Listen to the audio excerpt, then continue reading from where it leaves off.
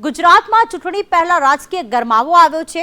ઉત્તર દક્ષિણ અને સૌરાષ્ટ્રમાં વકરી રહી છે રાજનીતિ।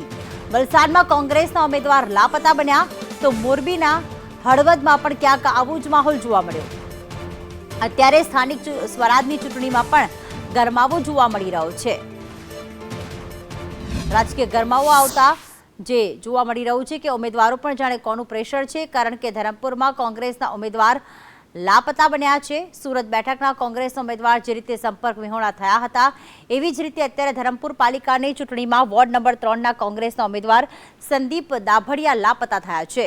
તો આ તરફ મોરબી જિલ્લાની હળવદ પાલિકાની ચૂંટણીમાં પણ કોંગ્રેસ અને આમ આદમી પાર્ટી આરોપ લગાવી રહી છે। બંને પાર્ટીના નેતાઓનું કહેવું છે કે ભાજપના લોકો અમારા ઉમેદવારને ફોર્મ પાછું ખેંચવા માટે ધમકી આપી રહ્યા છે।